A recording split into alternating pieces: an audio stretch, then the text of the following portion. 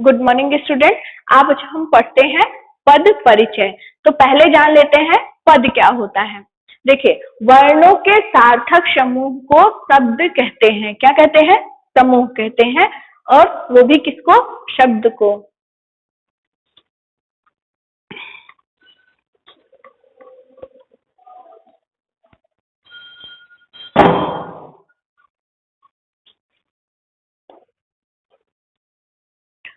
Good morning student. आज हम पढ़ते हैं पद परिचय। पहले जान लेते हैं पद क्या होता है।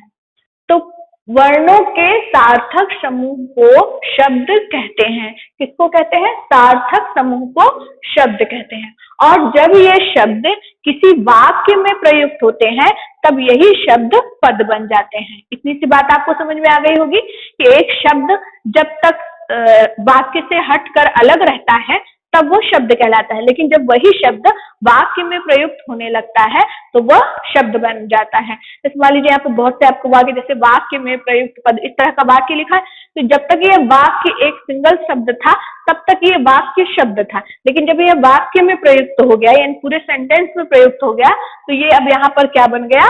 पद बन गया। ठीक है, आइए अब देख लेते हैं पद परिचय किसे कहते हैं। परिचय का मतलब आप जानते ही हैं कि क्या होता है? अपने बारे में बताना।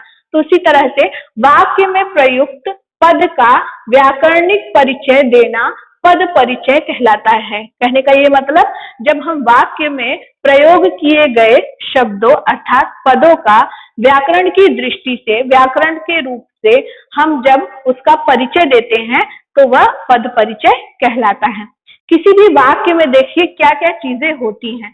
किसी भी वाक्य में संज्ञा, सर्वनाम, विशेषण, क्रिया, क्रिया विशेषण, समुच्चय बोधक, संबंध बोधक, विस्मयादि बोधक, निपात, ये सारे जो तत्व हैं ये एक वाक्य में आपके प्रयोग किए जाते हैं और इन्हीं का आप जो परिचय देते हैं उसी को हम पद परिचय कहते हैं। ठीक है, और इन्हीं को देखिए किसके नाम से जाना जाए? पदों के नाम। ये आपके पद, कोई भी एक सेंटेंस आप मान लीजिए लिख लीजिए। जैसे मान लीजिए आपने इस तरह से लिख लिया, राम जाता है, बहुत सिंपल सा सेंटेंस है। ठीक है, तो यहाँ जब तक ये राम अकेला शब्द था तब तक तो ये शब्द था, लेकिन चूंकि ये वाक्य में प्रयोग हो गया तब यहाँ पर ये क्या बन गया? पद बन गया। तो आपको पता ही है कि एक वाक्य को बनाने के लिए कर्ता, कर्म, विशेषण इत्यादि की ही जरूरत पड़ती है, बिना उसके कोई वाक्य बन ही नहीं सकता। तो इसका जो हम अब परिचय देंगे कि ये अगर राम है, संज्ञा है तो कौन सी संज्ञा है? जैसे मैंने यहाँ देखिए लिखा हुआ है कि जब हम संज्ञा शब्द का परिचय देंगे तो पहले तो बताएंगे कि ये क्या है, तो आपने बता दिया ये संज्ञा है। फिर उसके बाद उपभेद, मान लीजिए संज्ञा का भी कोई उपभेद है, ठीक है, वो आप बता देंगे। लिंग क्या है, यहाँ पर आपको दिख रहा है पुल्लिंग है। वचन क्या है, एक वचन है। अगर यहाँ पर कारक होता तो हम बताते कि यहाँ पर कारक है। ठीक है, क्रिया के साथ इसके साथ संबंध क्या है इसका। इस तरह जब हम किसी वाक्य का पूरा परिचय देंगे तो वो हमारा पद परिचय कहलाएगा। ठीक है, अभी मैंने यहाँ पर आपको संज्ञा का बताया, इसी तरह अभी आगे मैं आपको इन सब का एक एक करके बहुत अच्छे से बताऊंगी कि आपको किस तरह से किस पद का, मान लीजिए आपसे वाक्य में पूछ लेता है कि विशेषण शब्द का पद परिचय कीजिए, तो विशेषण में आपको क्या क्या बताना है ये मैं अभी एक एक आपको एग्जाम्पल देकर के यहाँ पर अच्छे से समझाऊंगी। फिलहाल आपको इतना समझ में आ ही गया होगा कि हमें पढ़ना क्या है? पद परिचय। पद परिचय क्या होता है? पद का व्याकरण के रूप से, व्याकरण की दृष्टि से परिचय देना ही पद परिचय कहलाता है। ठीक है, अब हम इनके बारे में और अच्छे से जानते हैं। चलिए अब सबसे पहले देख लेते हैं संज्ञा पदों के पद परिचय के उदाहरण। मैंने अभी आपको बताया कि वाक्य में जितने भी ये इस तरह के पद रहते हैं, संज्ञा, सर्वनाम, विशेषण, कारक, उन्हीं का परिचय देना पद परिचय कहलाता है। तो पहला हम सीखते हैं कि अगर हमें संज्ञा का परिचय देना रहे तो हम क्या क्या उसमें देखें। देखिए आप ध्यान दीजिएगा, जब संज्ञा के पद आएंगे तो उसमें क्या क्या आपको देना है। पहले तो देखना है संज्ञा के भेद। आप पिछली कक्षाओं में संज्ञा के भेद पढ़ चुके हैं, 5 प्रकार के भेद होते हैं, तो आप उस भेद का उल्लेख यहाँ पर करेंगे। इसके बाद क्या बताएंगे? लिंग, वो जो आपका संज्ञा है वो किस लिंग से प्रयोग किया गया है वो आप बताएंगे। उसके बाद आपको उसी में वचन बताना है कि जो संज्ञा शब्द है वो किस वचन से संबंधित है। उसके बाद कारक आप बताएंगे और उसके बाद आप क्या बताएंगे? क्रिया के साथ संबंध क्या है उस संज्ञा शब्द का, ये आपको बताना है। संज्ञा पद का कह लीजिए। ठीक है, अब यहाँ देखिए एक एग्जाम्पल मैंने लिखा है, माधव अच्छा लड़का है। माधव अच्छा लड़का है। आप जानते हैं अच्छा क्या है, विशेषता बता रहा है तो विशेषण शब्द है, लेकिन चूंकि यहाँ पर किसका पूछा गया है, संज्ञा का, तो हम संज्ञा पदों को पहले लेते हैं। तो यहाँ देखिए दो संज्ञा है, एक है माधव और एक है लड़का। ठीक है आपकी क्रिया हो गई। तो चूंकि संज्ञा पूछा है तो हम केवल अभी संज्ञा के बारे में उसे बताएंगे। अब संज्ञा, अब यहाँ देखिए पहले माधव पर आ जाते हैं। ऐसे ही आपको एग्जाम में दिया रहेगा, एक सेंटेंस दिया रहेगा, उसमें एक दो शब्दों को अंडरलाइन किया रहेगा और बोलेगा इसका आप पद परिचय दीजिए। तो आपको इसी तरह पहले पहचानना है। यहाँ तो मान लीजिए क्लियर है, पहले से मैंने लिख रखा है कि आप संज्ञा पद का बता रहे हैं, लेकिन आपको एग्जाम में जाएंगे उसमें स्पेशली ये संज्ञा है ये लिखा नहीं रहेगा, ये आपको पहचानना रहेगा और आपको उसका परिचय देना रहेगा। ठीक है, तब यहाँ देखिए पहले मैंने माधव का लिखा है। माधव बताइए क्या है। संज्ञा का भेद अगर देखा जाए तो आप सबसे पहले समझ गए होंगे कि क्या है, व्यक्तिवाचक संज्ञा है। जातिवाचक, समूहवाचक, द्रव्यवाचक ये तो है नहीं, क्या है आपका ये संज्ञा। कौन सी संज्ञा है, व्यक्तिवाचक संज्ञा। अब इसमें क्या पूछ रहा है, लिंग। तो यहाँ आपको सीधे सीधे समझ में आ रहा है कि यहाँ क्या है, माधव पुल्लिंग शब्द है, तो यहाँ पर आप बता देंगे पुल्लिंग। ठीक, अब अगला क्या उसमें बताना है आपको, वचन पूछा है। माधव एक वचन है, तो यहाँ पर आप लिख देंगे क्या, एक वचन।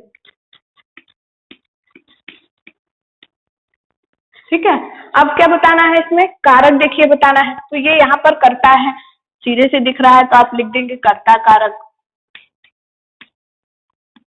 ठीक है, अब चूंकि कर्ता कारक है तो किसी क्रिया का कर्ता होगा ना, तो क्रिया यहाँ पर क्या है, तो आप यहाँ लिख देंगे है क्रिया का कर्ता है। ठीक, इस तरह से आपने पूरे पद को व्याकरण की दृष्टि से या व्याकरण के माध्यम से पूरी तरह से आपने इसका परिचय दे दिया। क्लियर हो गया। अब यहाँ देख लेते हैं लड़का, अगला एग्जाम्पल है लड़का। तो यहाँ पर देख लें, लड़का व्यक्तिवाचक संज्ञा तो है नहीं, क्या है आपका ये जातिवाचक संज्ञा। संपूर्ण जाति का बोध होता है। अब इसमें जातिवाचक संज्ञा, तो आपने पहले संज्ञा बता दिया। ठीक है, उसके बाद आपने क्या बता दिया, फिर उसके बाद आपको क्या बताना है, लिंग। लड़का है, कौन सा लिंग होगा, आप जान ही रहे हैं, पुल्लिंग होगा। ठीक है, उसके बाद फिर हमको क्या देखना है, तीसरा ध्यान देना वचन का। तो आप बताइए लड़का है, यहाँ पर लड़के तो है नहीं, तो कौन सा वचन होगा, एक वचन। आपने यहाँ पर वचन लिख दिया। अब इसने क्या कहा है, कारक। ठीक है, तो आप पहले से बता चुके हैं कर्ता कारक है।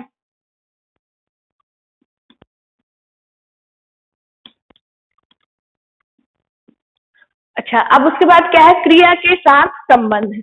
तो यहाँ पर आपको ये बताना रहेगा कि ये जो है क्रिया है, इसके पूरक के रूप में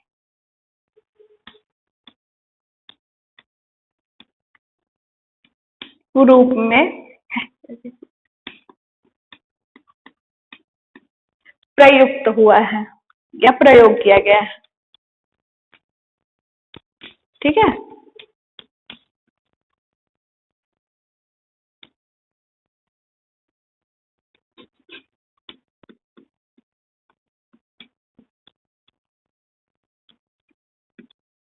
इस तरह से हमने देखा कि किस तरह से हमने संज्ञा पदों का पूरी तरह से आपने परिचय यहाँ पर दे दिया। क्लियर हो गया। इस तरह से आपको बाकी संज्ञा पदों को पहचानना है अन्य उदाहरणों में और उनका परिचय देना है। अब हम आगे देखते हैं। अब हम देख लेते हैं सर्वनाम के बारे में। ठीक है, मैंने आपको पहले ही बताया था कि आपको संज्ञा, सर्वनाम, विशेषण, इन सारे पदों का आपको परिचय देना है। तो अभी तक हमने संज्ञा का सीखा, अब यहाँ पे सर्वनाम का देख लेते हैं। तो इसमें आपको क्या बताना है, पहले देख लीजिए सर्वनाम के भेद। आपने सर्वनाम के 6 भेद पढ़े हैं, वही भेद पहले पहचानने हैं। फिर पुरुष, आपने इस सर्वनाम का जब भेद पढ़ा होगा तो पुरुष भी पढ़े ही होंगे। ठीक है, प्रथम पुरुष, मध्यम पुरुष, उत्तम पुरुष, उसके बारे में बताना है। फिर लिंग बताना है, फिर वचन बताना है, कारक बताना है और क्रिया के साथ आपको संबंध उसका बताना है। अच्छा, आपको ये स्पष्ट कर दो, जरूरी नहीं है कि इनमें से सारी चीजें उस वाक्य में उपस्थित हों। ठीक है, वो देखिए अभी एग्जाम्पल में क्लियर हो जाएगा कि क्या क्या है, लेकिन आपको इतनी चीजों को उस वाक्य में ढूंढना ही है। अच्छा, चूंकि हमारा ये किसका वाक्य है, सर्वनाम का, तो सबसे पहले मैंने जो एग्जाम्पल आपको दिया है उसमें से आपको सर्वनाम को पहचानना है। तो यहाँ पर दो सर्वनाम है, पहला ये और दूसरा ये। ठीक है, पहला आपका है मुझे और दूसरा क्या है, कोई। तो पहले हम मुझे का परिचय दे देते हैं। अब बताइए, मुझे सबसे पहले आते हैं अपने ऊपर कि हमें देना क्या, सर्वनाम का कौन सा भेद है। तो आप ये जानते हैं कौन सा है ये सर्वनाम का, पुरुषवाचक सर्वनाम।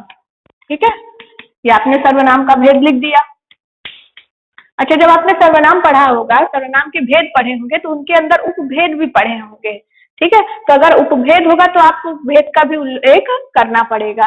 ठीक है, जैसे जैसे मान लीजिए परिमाणवाचक रहता है, तो परिमाणवाचक में आप बताना रहेगा निश्चित परिमाणवाचक है या अनिश्चित परिमाणवाचक है। जहां पर जैसे संख्यावाची रहता है, संख्यावाची विशेषण मान लीजिए है, तो वहां पर आपको बताना पड़ेगा निश्चित संख्यावाची विशेषण है कि अनिश्चित संख्यावाची विशेषण है। इस तरह से आपको ये चीज उल्लेख करनी पड़ेगी, मतलब भेद भी बताना पड़ेगा। अगर उसके अंतर्गत उपभेद है तो वो भी आपको यहाँ पर क्लियर करना पड़ेगा। जितना परिचय आप अच्छे से दे सकते हैं कि सामने वाला उसको समझ जाए कि आप ये पद है क्या। ठीक है, तो जैसे यहाँ पर अभी हमने मुझे को देखा, इस सर्वनाम पहले पहचान लिया कि पुरुषवाचक सर्वनाम है। पुरुषवाचक सर्वनाम का भेद भी आपने पढ़ा होगा, उपभेद देखा होगा, तब उसको ही मैंने डायरेक्ट यहाँ पर पुरुष लिख दिया है। तो ये क्या है आपका, यहाँ पर उत्तम पुरुष है। ठीक है, ये क्या है आपका, उत्तम पुरुष। अब यहाँ पर क्या पूछ रहा है, लिंग। यहाँ पर कोई लिंग नहीं है। ठीक है, किसी लिंग का बोध आपको हो ही नहीं रहा है, यानी यहाँ पर लिंग नहीं है। यही चीज मैंने आपसे कही थी, जरूरी नहीं है कि सारी चीजें इसमें हो, लेकिन जितनी हो अधिक से अधिक हमें ढूंढकर यहाँ पर उनका परिचय देना है, ढूंढकर उन्हें निकालना है। तो ये उत्तम पुरुष हो गया। अब वचन पर आ जाते हैं। वचन यहाँ पर साफ साफ दिख रहा है, क्या है आपका, एक वचन। कारक पे आ जाते हैं, तो ये क्या है आपका, कर्ता कारक।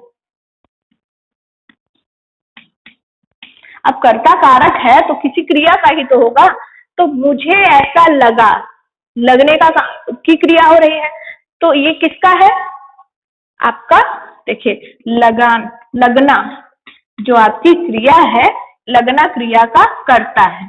ठीक है, लगना क्रिया का कर्ता है। क्लियर हो गया। अब अगले पर आ जाते हैं, कोई। ठीक है, कोई क्या है आपका, ये बताइए। कोई यहाँ पर निश्चित तो है नहीं, ये है क्या आपका, अनिश्चित वाचक सर्वनाम।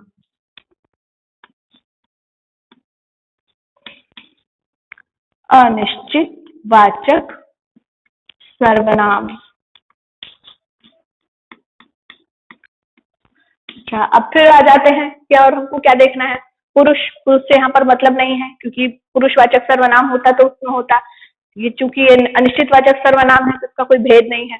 फिर यहाँ पर क्या आते हैं, लिंग। जो पहले में नहीं था तो यहाँ पर भी लिंग नहीं ही होगा। फिर क्या है, वचन। अब वचन पे आते हैं तो ये क्या दिख रहा है आपको, एक वचन। साफ साफ समझ में आ रहा है कि एक वचन है। द्विवचन होता, बहुवचन होता है तो उसको लिखते ही। अब कारक पे आ जाते हैं, तो ये भी क्या है, कोई आ गया, आने का काम हो रहा है, तो यानी कोई क्या होगा, कर्ता होगा। तो यहाँ पे भी क्या है, कर्ता कारक है।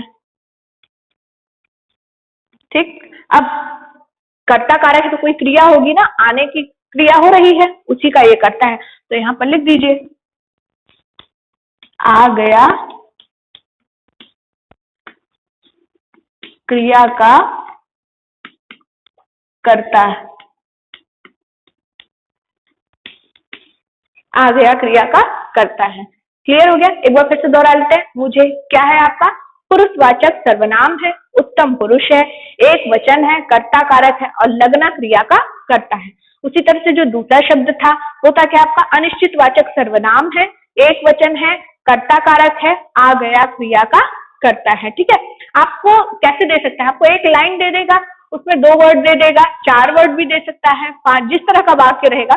आपको पहचानना है कि सर्वनाम का परिचय हमसे पूछ रहा है, विशेषण का पूछ रहा है, संज्ञा का पूछ रहा है, उस हिसाब से आपको परिचय देना है। इसीलिए मैं आपको एक एक का अलग अलग दिखा दे रही हूँ, इस तरह से। आप कभी ये मत सोचिएगा एक वाक्य में केवल एक पद का ही हमसे पद परिचय पूछेगा, एक से अधिक भी पूछ सकता है। ठीक है, जैसे इस वाक्य में देखिए 2 का पूछ लिया। क्लियर है आपको, इतना अब आपको समझ में आ गया। और आपको इतनी चीजें इसमें ढूंढनी ही पड़ेंगी और ढूंढकर उसको बताना पड़ेगा। कहते हैं संज्ञा, सर्वनाम, उसके बाद क्या आता है आपका विशेषण। तो विशेषण पदों के पद परिचय के यहाँ पर उदाहरण हम देखेंगे। इसमें हमको देखना क्या है, ये देखिए, विशेषण के भेद। सबसे पहले क्या पहचानना है, विशेषण के भेद। उसके बाद आपको क्या पहचानना है, इसमें आपको इसमें पहचानना है लिंग। क्या पहचानना है, लिंग। उसके बाद वचन और उसके बाद विशेष, क्योंकि जाहिर सी बात है विशेषण है अगर, तो उसमें विशेष और विशेषण ये दो ही चीजें होती हैं। अगर हम विशेषण ही पहचान रहे हैं तो विशेष को तो बताना पड़ेगा ना कि किसकी हम विशेषता बता रहे हैं। ठीक है, तो अब यहाँ एक एग्जाम्पल देखिए पहले, मेरा भाई 7वीं मंजिल पर रहता है। मेरा भाई 7वीं मंजिल पर रहता है। तो सबसे पहले तो आप इसमें विशेषण पहचानिए। तो यहाँ पर विशेषण क्या है, मेरा। दूसरा विशेषण है आपका 7वीं। ठीक है, ये दो जो शब्द हैं यहाँ पर विशेषण के रूप में प्रयुक्त हुए हैं। बाकी आप देख रहे हैं कि कोई भी विशेषण नहीं है। ठीक है, अब इसका हमको परिचय देना है। तो पहले मेरा देख लेते हैं, दूसरा 7वीं, समझते हैं अब इसको। मेरा, तो पहले देख लें विशेषण का भेद। कौन सा भेद है ये, तो ये है आपका संबंधवाचक। संबंधवाचक, जब संज्ञा की विशेषता बताए तो कौन सा विशेषण हो जाता है, सार्वनामिक विशेषण। तो यह है क्या आपका संबंधवाचक सार्वनामिक विशेषण। ठीक है, इतनी बात क्लियर हो गई। अब इसके आगे आपको क्या देखना है, लिंग पहचानना है। यहाँ पर भाई है, कौन सा लिंग है, मेरा, मेरी तो लिखा नहीं है। लिंग आपको क्लियर हो रहा है, कौन सा लिंग है बताइए, पुल्लिंग। वेरी गुड, ये है फिर क्या आपका पुल्लिंग। अब आते हैं वचन पर। तो एक वचन साफ साफ दिख रहा है आपको, यहाँ पर एक वचन ही प्रयोग किया गया है। तो ये है आपका क्या, एक वचन। ठीक है, अब विशेष, किसकी विशेषता बता रहा है, भाई की। तो यहाँ पर ये क्या है, भाई।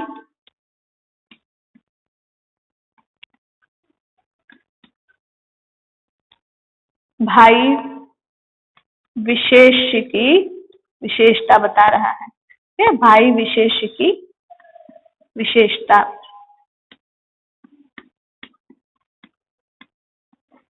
ये आपको यहाँ पर क्लियर हो गया। ठीक है, भाई विशेष है यहाँ पर, उसी की ये विशेषता बता रहा है क्या, मेरा। क्लियर है आपको। अब देख लेते हैं 7वीं। ठीक है, अगला शब्द क्या है आपका, 7वीं। 7वीं, अब इसको देखते हैं। 7वीं, सबसे पहले तो पहचानिए कि विशेषण का कौन सा भेद है। तो ये है आपका, देखिए यहाँ पर संख्या पता चल रही है साफ साफ। ठीक है, यानी ये निश्चित संख्यावाची विशेषण है। क्या है आपका ये,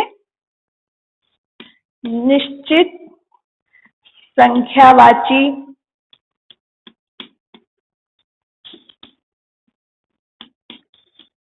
विशेषण।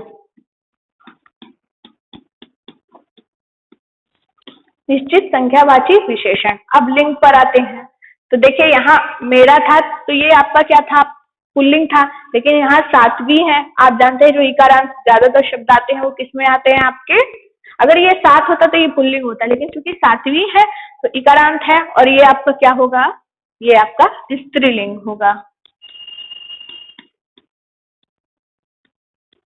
ठीक, अब आते हैं वचन पर। कौन सा वचन यहाँ पर दिख रहा है,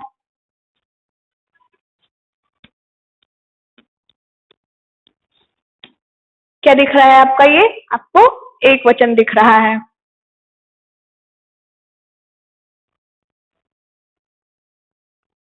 अब वचन पर आते हैं। तो ये आपको क्या दिख रहा है, एक वचन साफ साफ यहाँ पर क्लियर हो रहा है, आपको दिख भी रहा है।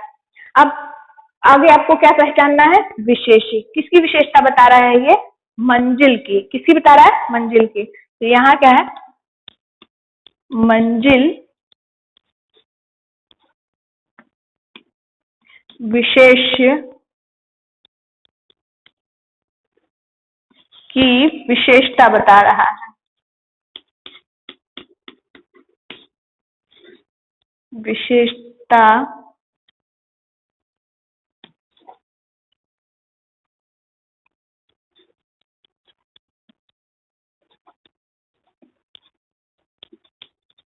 ठीक है, मंजिल विशेष की विशेषता बता रहा है। चलिए अब इसको एक बार फिर से दोहरा लेते हैं। यहाँ शब्द क्या था, मेरा। ये है आपका क्या, संबंधवाचक सार्वनामिक विशेषण। वाक्य में यह पुल्लिंग कौन सा है, आपको यहाँ पर लिंग में कौन सा है, पुल्लिंग है। वचन अगर देखा जाए तो कौन सा है, एक वचन है। और भाई विशेषिक का विशेषण है। ठीक है, सातवीं देख लीजिए, ये निश्चित संख्यावाची विशेषण है। कौन सा है, निश्चित संख्यावाची विशेषण है। ठीक है, उसके बाद लिंग कौन सा है, ये स्त्रीलिंग है। अगर वचन की बात की जाए तो ये एक वचन है और मंजिल विशेष्य की विशेषता बता रहा है, यानी इसका जो विशेष्य है वो क्या है, मंजिल, और विशेषण क्या है, सातवीं। तो इस तरह से हमने विशेषण के जो पद हैं उनका पद परिचय देखा। अब आगे देख लेते हैं। हमने संज्ञा देख लिया, सर्वनाम देख लिया, विशेषण देख लिया। अब क्या आता है, क्रिया। ठीक है, तो यहाँ पर देखते हैं क्रियापदों के पद परिचय के उदाहरण। तो सबसे पहले एक वाक्य है आपका, मैं आपसे दिल्ली में मिला था। मैं आपसे दिल्ली में मिला था। तो आप सबसे पहले इसमें, क्योंकि हमारी हेडिंग यही है कि हम क्रियापदों का दे रहे हैं, तो आप सबसे पहले इसमें क्रिया पहचानी है। ठीक है, तो यहाँ पर क्रिया क्या है, सबसे पहले देखिए, मिला था। क्या है, मिला था। अब आपको इसी मिला था का पद परिचय देना है। मिला था, ये जो पद है इसी का आपको पद परिचय देना है। देना क्या क्या है, पहले वो देख लीजिए। वही बात, ठीक, पहले क्रिया का भेद बताएंगे। ठीक है, उसके बाद काल बताएंगे, उसके बाद लिंग बताएंगे, फिर वचन बताएंगे, फिर वाच्य कौन सा है। आप कक्षा 10 के अगर विद्यार्थी हैं तो आप जान रहे हैं कि अभी आपने वाच्य पढ़ा ही है, तो वाच्य को भी आपको बताना है कि कौन सा वाच्य यहाँ पर है। फिर वो क्रिया जो है वो कर्ता से संबंधित है या कर्म से संबंधित है, वो आपको यहाँ पर बताना है। ठीक है, अब हम अपने एग्जाम्पल पर आ जाते हैं और पद पर, कि मिला था ये क्रिया पद है और हमको इसका परिचय देना है। तो सबसे पहले यहाँ पर देख लेते हैं ये कौन सी क्रिया है। ये सबसे पहले आपकी है सकर्मक क्रिया। कौन सी है, सकर्मक क्रिया है।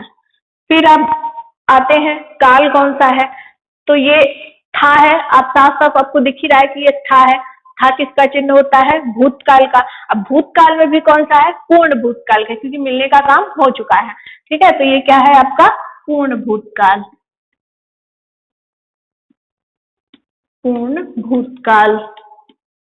ठीक, अब आते हैं किस चीज पर, लिंग पर। कौन से लिंग की ये क्रिया हो रही है, तो ये आपको साथ में यहाँ समझ में आ रहा है कि ये पुल्लिंग हो रही है, स्त्रीलिंग नहीं है, वरना मिली होता।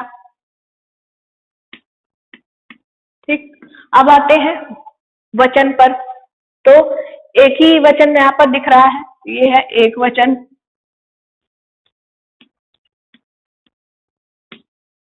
अब वाच्य पर आ जाते हैं। वाच्य पर आप एग्जाम्पल को पढ़ के ही एकदम समझ जाएंगे कि ये कर्तृवाच्य का उदाहरण है। तो यहाँ पर लिख देंगे कर्तृवाच्य का। कर्तृवाच्य है। फिर आपको क्या दिख रहा है, कर्ता और कर्म पहचानना है। तो मैं आपसे दिल्ली में मिला था, मिलने का काम कर्ता ने कर रहा है, और कौन है यहाँ पर कर्ता, मैं। तो यहाँ पर क्या है, मैं करता।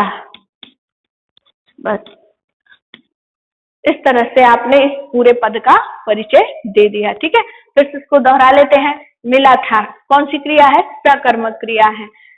अगर काल की बात की जाए तो कौन सा काल है, भूतकाल है। भूतकाल में भी कौन सा काल है, पूर्ण भूतकाल है। ठीक है, अगर अब इसमें हम देख लेते हैं लिंग, तो यहाँ पर ये मिली तो था नहीं, मिला था। तो ये आपको पुल्लिंग की तरफ दर्शा रहा है कि पुल्लिंग है, ये पुल्लिंग हो गया। वचन की बात करें तो एक वचन दिख रहा है। कर्तृवाच्य है, यहाँ पर करता है तो कर्तृवाच्य ही होगा, कर्म होता तो कर्मवाच्य हो जाता। इसलिए यहाँ पर भी आप पहचान ही लेके, अगर मैं करता है तो ये क्या होगा, कर्तृवाच्य का उदाहरण होगा। ठीक है, और कर्ता पहचानना है। कर्ता यहाँ पर क्या है, मैं है, कर्म की बात तो हो नहीं रही है। तो ये आपका इस तरह से हमने क्या दिया, क्रिया का पद परिचय दिया। ठीक है, हमने क्रिया पढ़ लिया। अब पढ़ते हैं क्रिया विशेषण पद के उदाहरण। ठीक है, तो देखिए क्रिया विशेषण होता क्या है। पहले क्रिया विशेषण आप जानते ही हैं कि जो क्रिया की विशेषता बताते हैं उन्हें हम क्रिया विशेषण कहते हैं। ठीक है, तो उन पदों का हमको यहाँ पर उदाहरण देना है। तो उस उदाहरण में देना क्या है, पहले देखेंगे क्रिया विशेषण का भेद बताना है। क्या बताना है, जो भी पद रहेगा उसमें क्रिया विशेषण का वो कौन सा भेद है, ये आपको बताना है। उसके बाद उस क्रिया का उल्लेख करना है जिसकी विशेषता बताई जा रही है। जाहिर सी बात है, उस क्रिया को आप पहले बताएंगे कि कौन सी क्रिया है जिसकी वह विशेषता बता रहे हैं, यानी जिसका वह क्रिया विशेषण है। तो मैंने देखिए यहाँ पर एक एग्जाम्पल लिखा है, अर्चना भीतर बैठी है। अर्चना भीतर बैठी है। अब यहाँ आप जान ही रहे हैं अर्चना क्या है, अर्चना आपका संज्ञा है, ठीक है। बैठी है यहाँ पर आपका क्या है, क्रिया है, और इस क्रिया की विशेषता कौन सी है, भीतर। तो ये हमारा हो गया क्रिया विशेषण, ठीक है। अब इस क्रिया विशेषण की हमें विशेषता, इस क्रिया विशेषण का हमें पद परिचय देना है। तो देखिए पहले हम इसको अलग से लिख लेते हैं, भीतर। पहले तो ये बताएंगे कि ये क्रिया विशेषण का कौन सा भेद है, इससे ज्यादा आपको नहीं बताना है, बस इतना ही बताएं क्रिया विशेषण का कौन सा भेद है। तो ये आपको दिख रहा होगा, ये है आपका स्थानवाचक, स्थानवाचक क्रिया विशेषण। क्लियर हो गया। अब दूसरी चीज इसमें हमें क्या देखनी थी कि उस क्रिया का उल्लेख करना था जिसकी ये विशेषता है। तो यहाँ पर क्रिया कौन सी थी, बैठी है। तो बैठी है क्रिया का, बैठी है क्रिया का विशेषण।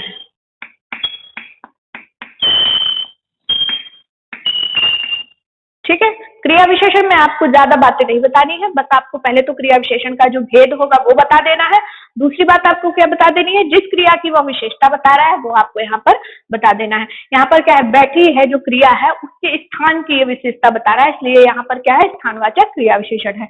एक एग्जाम्पल और देख लीजिए, मैं कल जाऊंगा, मैं कल जाऊंगा। सबसे पहले तो आप इसमें क्रिया पहचान लीजिए, कौन सी क्रिया है, क्रिया है। इस क्रिया की विशेषता क्या है, कल। तो ये हो गया आपका क्रिया विशेषण। अब ये कौन सा क्रिया विशेषण है, तो कल, परसों, है ना, ये कौन सा होता है, काल, समय की बात बता रहा है। तो ये है आपका कालवाचक क्रिया विशेषण, कालवाचक क्रिया विशेषण। अब किस क्रिया की बता रहा है ये विशेषता, तो जाऊंगा जो क्रिया है, जाऊंगा क्रिया की विशेषता बता रहा है।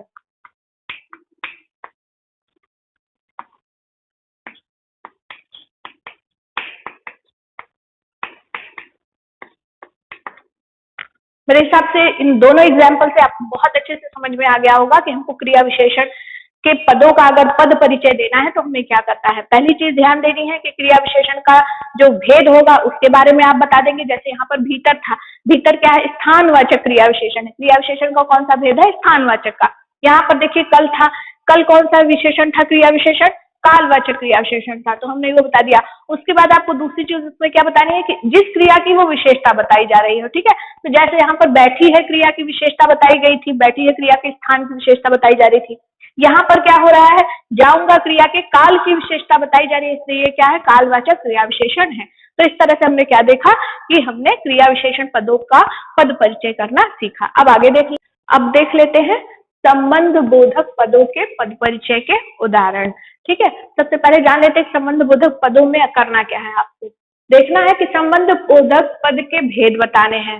जैसे कि अभी तक हम सबके भेद जानते हैं, वैसे आपको संबंध बोधक के भी भेद बताने हैं। ठीक है, प्रयोग की दृष्टि से तो संबंध बोधक के 2 होते हैं आपके भेद, लेकिन अर्थ की दृष्टि से इसके 12 भेद होते हैं। ठीक है, तो आपको उन भेदों का उल्लेख करना है कि ये कौन सा भेद है। उसके बाद क्या बताना है, जिसके साथ संबंध स्थापित हो रहा हो, ठीक है, उस संबंध बोधक का प्रयोग हमने जिसके साथ स्थापित किया हो, उस पद का यानी उस शब्द का या उस पदबंध या वाक्यांश का संबंध हमको बताना है। ठीक है, यानी संबंध बोधक अव्यय का प्रयोग हमने किसके लिए किया है, किस शब्द के लिए किया है, किस पद के लिए किया है, किस पदबंध या वाक्यांश के लिए किया है, वो हमें यहाँ पर बताना है।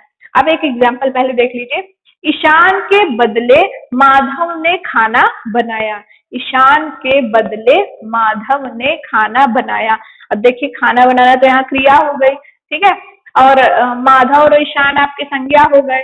अब क्या बचा आपको, क्या पहचानना, संबंध बोधक। तो आप जानते हैं ये जो के बदले है यही आपका संबंध बोधक है, क्योंकि ने क्या है, ने तो आपको कारक हो गया, तो के बदले आपका संबंध बोधक है। अब इसको सबसे पहले पहचाने कि संबंध बोधक का कौन सा भेद है। तो ये है आपका संबंध बोधक का विनिमय बोधक। के बदले के जगह जब आए तो ये विनिमय बोधक कहलाएगा। तो ये विनिमय बोधक, संबंध बोधक, संबंध बोधक, ठीक है, अव्यय है। फिर उसके बाद क्या है, ये संबंध किसके बीच बता रहा है, तो ईशान और माधव जो पद है आपके, इनके बीच संबंध बता रहा है। तो आप यहां लगा देंगे कि ईशान और माधव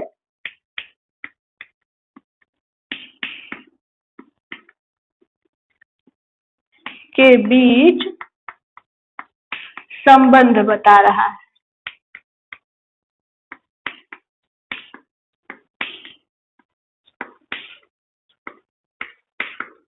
किसके बीच बता रहा है, ईशान और माधव के बीच ये संबंध स्थापित कर रहा है। क्लियर हो गया। अब एक एग्जांपल आप और देख लीजिए, तुम्हारे पश्चात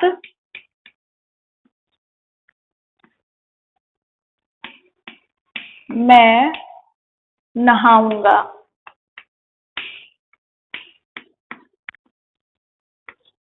ठीक है, तुम्हारे पश्चात मैं नहाऊंगा। अब तुम्हारे और मैं, आपको दिख रहा है कि ये सर्वनाम है, नहाऊंगा क्या है, आपकी क्रिया हो गई। तो यहाँ पश्चात क्या बचा, ये पश्चात ही आपका हो गया संबंध बोधक।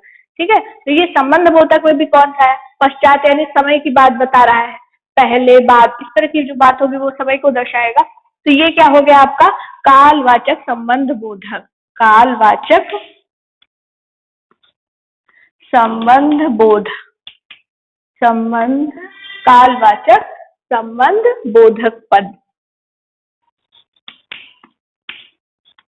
पद कह लीजिए, अव्यय कह लीजिए, संबंध बोधक। उसके बाद अब ये आपको ये बताना है कि किस पद के साथ ये अपना संबंध बता रहा है। तो ये तुम्हारे और मैं के साथ संबंध बता रहा है। किसके साथ बता रहा है, दो पद हैं, तुम्हारे, तुम्हारे, और दूसरा शब्द क्या है आपका, मैं, दोनों ही सर्वनाम है। तो ये इसके बीच संबंध बता है, संबंध बता रहा है।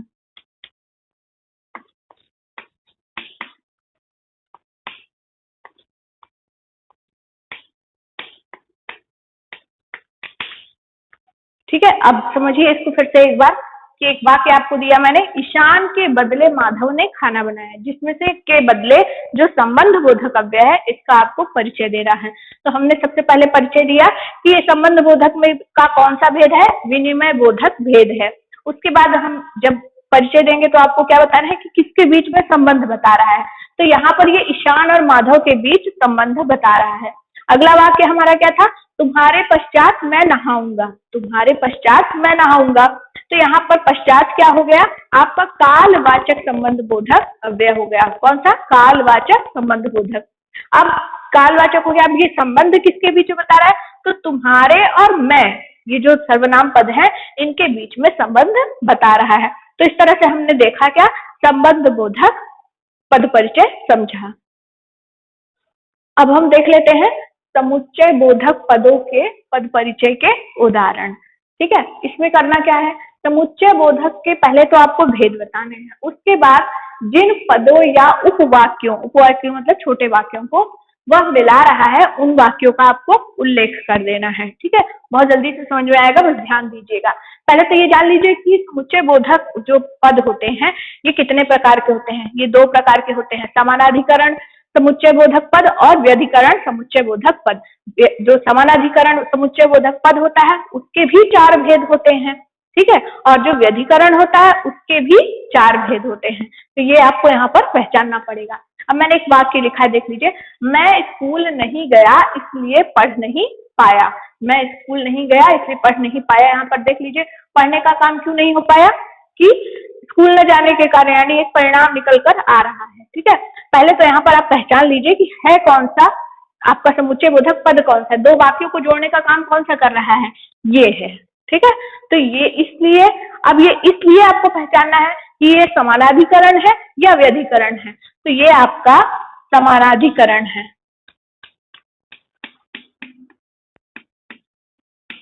समानाधिकरण समुच्चय बोधक, समुच्चय बोधक, समानाधिकरण समुच्चय बोधक। अच्छा, मैंने आपको अभी बताया कि समानाधिकरण भी 4 प्रकार के होते हैं। तो इस समानाधिकरण में भी कौन सा है, परिणाम, परिणाम वाचक। इस तरह से आपको पूरे का उल्लेख करना पड़ेगा कि परिणाम वाचक समानाधिकरण समुच्चय बोधक अव्यय है ये आपका। इस तरह से आपको इसका पद परिचय करना पड़ेगा।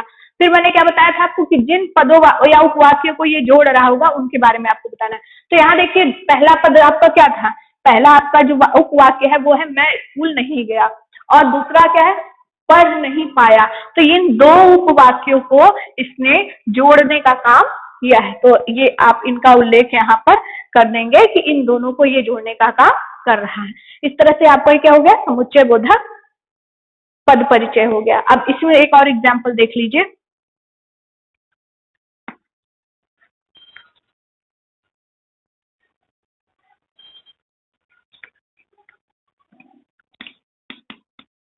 उसने कहा कि मैं बीमार हूं। उसने कहा कि मैं बीमार हूं। ठीक है, तो दो उपवाक्य आपको यहाँ पर दिख रहे होंगे, एक है उसने कहा, दूसरा क्या है, मैं बीमार हूं। अब इन दोनों को जोड़ने का काम कौन कर रहा है, की कर रहा है। तो ये आपका की क्या हो गया, समुच्चय बोधक। ठीक, सबसे पहले तो आप ये पहचान लिए। अब समुच्चय बोधक का कौन सा भेद है, तो व्यधिकरण मैंने बताया था, ये व्यधिकरण का है। आपको मैंने बताया था कि व्यधिकरण में भी 4 भेद होते हैं। तो यहाँ पर आपको बता दूं, ये कारण वाचक, ठीक है, कारणवाचक व्यधिकरण समुच्चय बोधक पद है ये यहाँ पर। ठीक, अब दो उपवाक्य आपको बताने, भाई किन उपवाक्यों को जोड़ रहा है। तो पहला उपवाक्य आपका यही है, उसने कहा, और दूसरा उपवाक्य क्या है, मैं बीमार हूं। तो इन दोनों को जोड़ने का काम की कर रहा है। और ये की कौन सा परिचय है, इसका परिचय देना है, कौन सा पद है, तो आप बताएंगे कारणवाचक व्यधिकरण समुच्चय बोधक पद है। इस तरह से आपने अब क्या देखा, समुच्चय बोधक पद देखा। अब आगे देखते हैं आदि बोधक पदों के पद परिचय के उदाहरण। अब हमको विस्मयादि बोधक जो पद है उनको पहचानना है। पहले देख लीजिए उसमें करना क्या है, विस्मयादि बोधक के जो भेद होते हैं पहले उनको बताना है। ठीक है, उसके बाद जिस भाव, हर्ष, शोक, घृणा, स्वीकृति, तिरस्कार, क्रोध, इस तरह के जिन भावों को वो प्रकट कर रहा हो उस भाव का आपको नाम लिख देना है। ठीक है, जैसे कि एग्जाम्पल देखिए, वाह आपने तो छक्का ही जड़ दिया। क्रिकेट में जब छक्के जड़े जाते हैं तो आप कैसा महसूस करते हैं, खुशी होती है ना, प्रसन्नता होती है। तो ये क्या हो गया आपका प्रसन्नता सूचक, प्रसन्नता सूचक विस्मयादिबोधक पद, विस्मयादिबोधक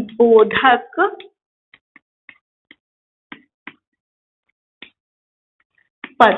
ठीक है, ये क्लियर हो गया। अब हमको इसमें क्या बताना है, जिस भाव को वो प्रकट कर रहा है। तो किस भाव को प्रकट कर रहा है यहाँ पर, तो यहाँ पर प्रसन्नता के भाव को प्रकट कर रहा है।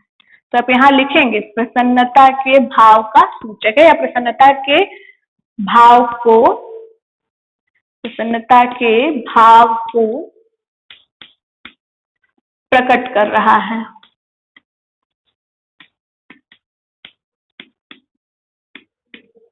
ठीक है, इसी तरह से एक और एग्जाम्पल देखिए आप, सावधान, आगे खाई है, आगे खाई है। सावधान आगे खाई है। आपको ये समझ में आ रहा है कि यहाँ पर क्या दी जा रही है, आपको चेतावनी दी जा रही है कि आगे खाई है वहां पर मत जाओ। तो ये आपका कैसा हो गया, ये आपका चेतावनी सूचक हो गया, चेतावनी सूचक विस्मयादिबोधक अव्यय,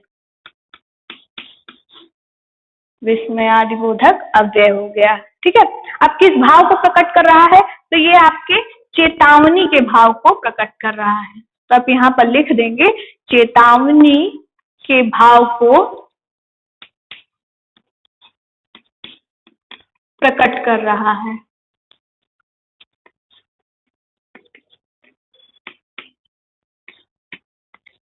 क्लियर हो गया? फिर से एक बार समझ लेते हैं विस्मयादिबोधक पद में क्या होगा। आपको सबसे पहले विस्मयादिबोधक पद का जो भेद रहेगा उसका आपको यहाँ पर नाम बताना रहेगा। उसके बाद क्या करना है, जिस भाव को वो प्रदर्शित कर रहा होगा उस भाव का यहाँ पर उल्लेख कर देना है। जैसे एक पहला एग्जाम्पल था, वह आपने तो छक्का ही जड़ दिया।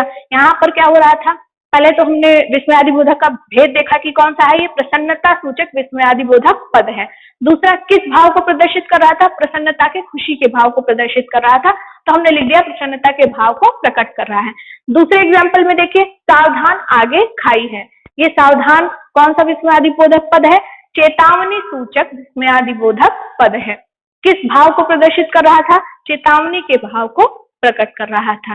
तो इस तरह से आपको विस्मयादिबोधक जो पद है उनका आपको परिचय देना है। अब हम यहाँ देख लेते हैं निपात। ये आपने पहले नहीं जाना होगा, इसलिए यहाँ पर अच्छे से समझा दे रही हूँ। देखिए क्या होता है, वे अव्यय शब्द जो किसी वाक्य के पद या पदबंध के साथ लगकर उसके अर्थ में अतिरिक्त बल उत्पन्न कर देते हैं, उन्हें हम निपात कहते हैं। ठीक है, यानी किसी पद के साथ, किसी शब्द के साथ जुड़कर या किसी पदबंध के साथ जुड़कर वो उसमें अतिरिक्त बल लगा देते हैं, वही निपात कहलाते हैं। होते कौन से हैं देख लीजिए, जैसे कि ही, तक, मात्र, केवल, भी, तो आदि। अब एग्जाम्पल में देखिए, राजू को ही खाना खाना पड़ेगा, राजू को ही खाना खाना पड़ेगा। पहले तो आप ये जान ही गए कि यहाँ ही क्या है, निपात है। अब वह किस पर जोर दे रहा है, आपकी संज्ञा पर जोर दे रहा है। तो आप यहाँ लिखेंगे कि ही निपात है और संज्ञा पर जोर दे रहा है, बस इतना ही इसका पद परिचय देना है। एक और एग्जाम्पल देख लीजिए, मुझे तो काम करना है, मुझे तो काम करना है। तो आप यहाँ देख रहे हैं मुझे क्या है, संज्ञा है, सॉरी सर्वनाम है आपका। तो ये तो किस पर जोर दे रहा है, मुझे पर। तो पहले तो निपात लिखेंगे कि तो निपात है, फिर इसके बाद परिचय क्या देंगे, किस पर जोर दे रहा है, ये सर्वनाम पर जोर दे रहा है। तो यहाँ लिखेंगे मुझे सर्वनाम पर जोर दे रहा है। इसी तरह से देख लीजिए, चलने मात्र से नहीं होगा, खाना भी खिलाना पड़ेगा। तो चलना क्या हो गया, क्रिया हो गया, मात्र आपका क्या हो गया, निपात हो गया। तो आप बता देंगे मात्र निपात है और चलना क्रिया पर जोर दे रहा है। इस तरह से निपात को पहचानना है। इस तरह से हमने पद परिचय का जो हमारा पूरा पाठ था उससे अच्छे से पढ़ लिया और जान लिया कि हमें पद परिचय देना किस तरह से है। ठीक है, आप जानते हैं कि वाक्य में क्या होता है, विकारी और अविकारी शब्द होते हैं। आपके संज्ञा, सर्वनाम, विशेषण, क्रिया, ये तो आपके विकारी हो गए। ठीक है, क्योंकि क्रिया ये जो है वाक्य में रूप बदलते रहते हैं, इसलिए इन्हें विकारी कहा जाता है। इनका परिचय हमने देखा कि कैसे, इसलिए मैंने आपको एक एक का अलग अलग करके दिखाया। उसके बाद जो आपके अविकारी थे, जैसे समुच्चय बोधक हो गया, संबंध बोधक, विस्मयादिबोधक, निपात, ये सब आपके अविकारी पद थे। इनका परिचय आपको किस तरह से देना है, मैंने आपको बताया कि आपको एक वाक्य दे देगा, उस वाक्य में 4 पद को भी अंडरलाइन करके आपसे पूछ सकता है कि इनका परिचय दीजिए। ठीक है, और या तो क्या कर सकता है, आपको 4 अलग अलग लाइन देगा और हर लाइन से एक एक वर्ड को पूछ लेगा कि आप इसका परिचय दीजिए। तो आपको इस तरह से इसका पद परिचय देना है। ठीक है।